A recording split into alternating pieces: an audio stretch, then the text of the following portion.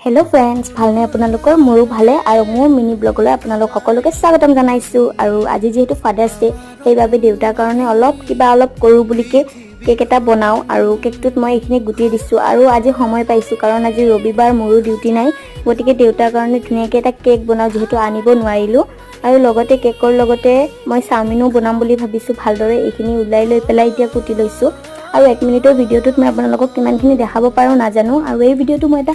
স্মৃতি হিচাপে ৰাখো যেহেতু গুটেখিনি আৰু এখিনিও ৰাখি থলো এতিয়া চাওমিনখিনি হল আৰু দেখিবলৈ যিমান ভাল হৈছে খাবলৈ তাতকে বহুতই ধুনিয়া হৈছে বহুত ভাল পাইছে মা আৰু দেউতা সেইখিনি মোৰ কাৰণে বহুত আৰু কেকটো ৰেডি হৈ গল মই ধুনিয়াকে কেকৰ ওপৰত চকলেট দি পেলাই ৰেডি কৰিলো এইখিনি হৈছে জুৱা কালিৰে আৰু জুৱা কালিও ব্লগ বনাইছো এটো মই লং ভিডিওটো দিম মাৰ বাৰ্থডে আছিলে আৰু এনেদৰে যেন আমি হাই ফুটি কৰি থাকিব যাও দেউতা আৰু মা সদায় ভালে থাকে এতিয়া দেউতাই কি কয় আপোনালোকে শুনক চেলিব্ৰেট কৰিলো ফাদাৰ্স ডে বুলি আৰু আপোনালোকে ভাল পালে লাইক কৰিব কমেন্ট